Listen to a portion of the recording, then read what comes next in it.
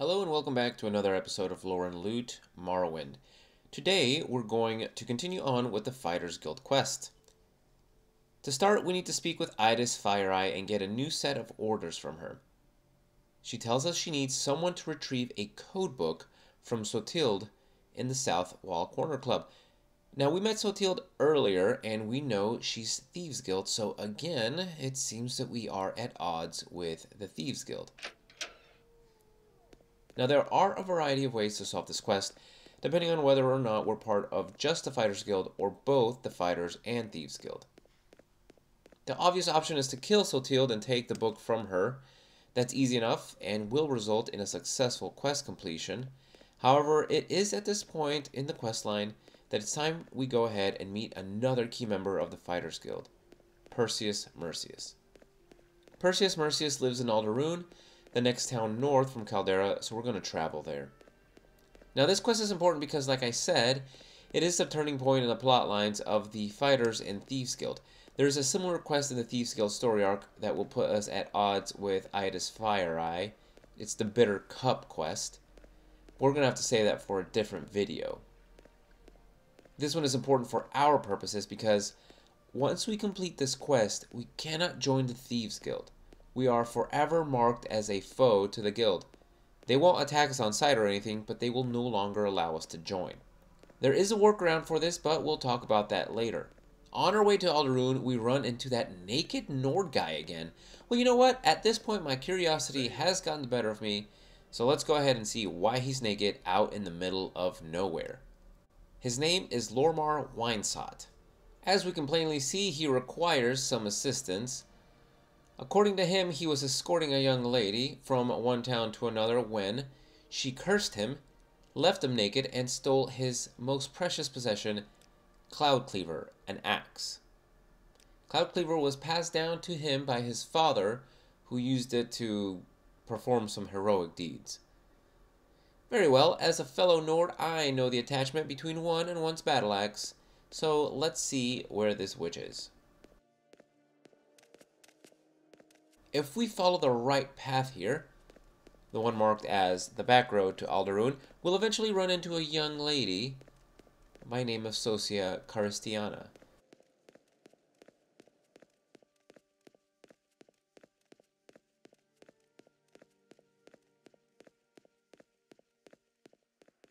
Now, if we ask her her side of the story, she tells us that they were indeed traveling together, as Lormar says, but that when they stopped to camp for the night, he got a little friendly.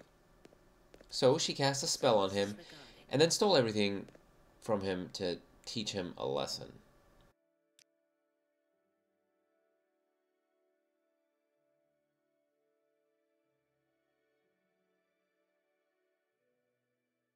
Now, she does say she will return the axe, but not now, because she feels he is too filled with rage, and that he would kill her on the spot if she returned his axe. So in 3 days, they can meet in the Caldera's Mages Guild Hall, and she will return the axe then.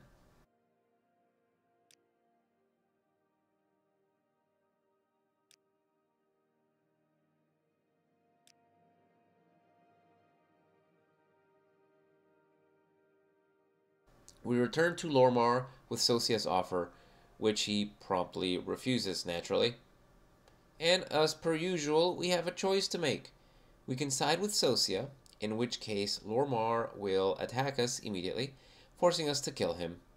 If we side with Sosia, she gives us 3 potions, which is a crappy reward. If we side with Lormar, however, he attacks Sosia, with or without our help. Now, being void of all his belongings, he will punch the witch with his bare fists. She uses various spells such as Burden and Absorb Willpower, and eventually she'll put a staff out that drains luck and personality. Now, if you do side with Lormar, when you return his axe, he teaches you some techniques which permanently increase your strength by 2. A much better reward. Alternatively, you can side with Lormar, recover the axe, and then refuse to give it to him, keeping it for yourself. You have to kill him for it. And a third option is to side with Lormar, recover the axe, give it to him, get the +2 to strength, and then kill him and take the axe yourself. Now, obviously, the best choice gameplay-wise is to get the +2 to strength. But if you're role-playing, the choice is really up in the air. Now, I chose to help Lormar for a variety of reasons. First, even if he did get too handsy with Sosia, she already cast a sleeping spell on him. That should have been enough of a punishment. She didn't need to rob him and then leave him naked on the road.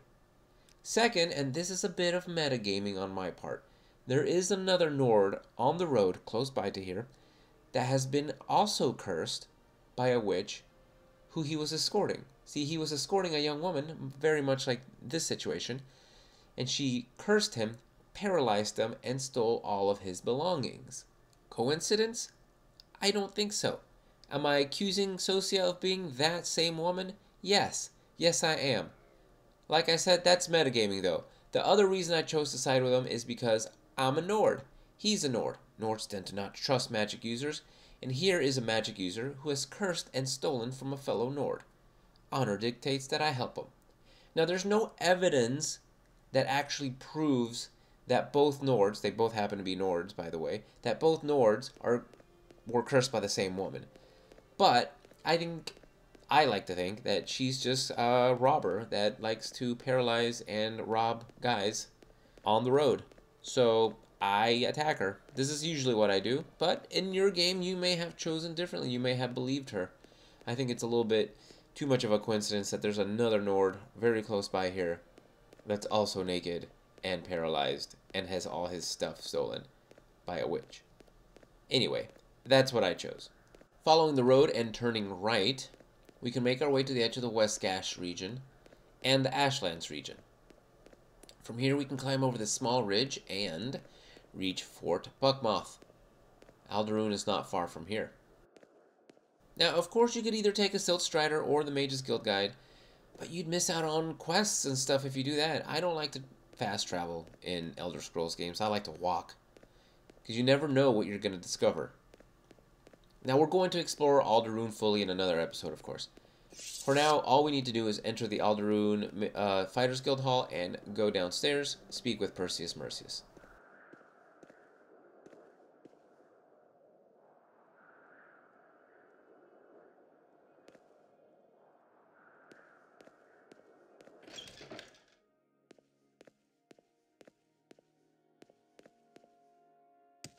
If we talk to him, he'll tell us that he used to be the Guildmaster, and as such, he's willing to give us any advice on any current contract if we ask him.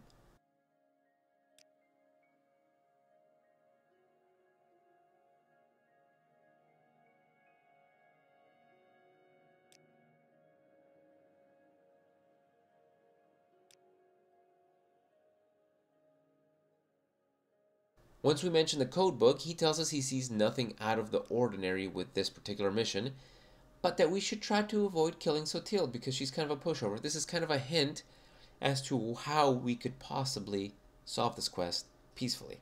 She's a bit of a pushover. So you see, Perseus Mercius was the Guildmaster before the current Guildmaster, Sjoring Hardheart, took over. We'll learn more about Sjoring Hardheart later, but we understand that maybe Sjoring Hardheart has gotten in with the wrong crowd. We know this to be the Kimona Tong. Perseus Mercius does not approve. If ever we get missions we aren't comfortable with, we can always come to Perseus Mercius and ask him what he thinks we should do, and he will give us advice as to how he thinks we should complete the quest. For this particular quest, like we said though, he doesn't think there's anything wrong with the orders. Nothing out of the ordinary. We can complete the mission as it was requested. However, we will be coming back to Perseus often to see what he thinks we should be doing with various different quests. For now, though, there's only one thing left to do, and that's walk back to Balmora and actually get our hands on that codebook.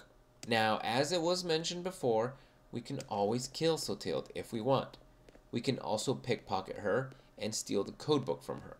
However, if you are not a member of both guilds, if you are just a member of the Fighters Guild, you can talk her into giving you the book. All you have to do is get her disposition over 70, and she'll hand the book over, no questions asked. It's important to note that if you are a part of the Thieves Guild and the Fighters Guild, you cannot talk her into giving you the book. You must steal it from her or kill her. If you are a member of the Thieves Guild and you ask her about the codebook, it doesn't matter if you get her to 100 disposition, all she'll tell you is that the Fighters Guild is in league with the Kimono Tong and she will not turn the book over to you. In other words, if you are a member of both guilds, you are stuck stealing from her and not getting caught, by the way, in order to get the book or killing her. And if you are in the Thieves Guild, you must force her to attack you first. Because if you attack her, then you're going to be expelled from the guild. Now, the way we're going to do this is we're going to use bribing. We're going to bribe her. We're going to give her money and she's going to like us more, and then we're going to get her disposition over 70. Bribing is a little like gambling. You can use 10, 100, or 1,000 septims. 1,000, obviously, being the most money, has more of a chance to work, but is expensive. So any of these options has a chance to work, has a chance to make them like you more, or it has a chance to not work and make them like you less. Now, I usually find that 100 is just as good, as it has a decent chance to work and it won't leave you broke. And all we have to do is get her past 70 and she'll gladly give us the book. Now, at this point, we can still join the Thieves Guild. At this point, you can walk over to Sugar Lips Abasi and join the Thieves Guild. However, once you turn the book into Ida's Fire Eye, you are no longer able to join. They will tell you that even they have standards, and they will not let you join. So, this is the workaround I mentioned earlier. If you want to join the Thieves Guild, you have to join the Thieves Guild before you actually hand the book over to Ida's Fire Eye. However, in either event, we can now go back and turn in the quest and receive our reward. So now you know the story of both the codebook and Cloudcleaver. I plan on publishing a Morrowind lore and loot video every Saturday. Hope you're enjoying the series. And I'll join you next time for more lore and loot Morrowind. See you then.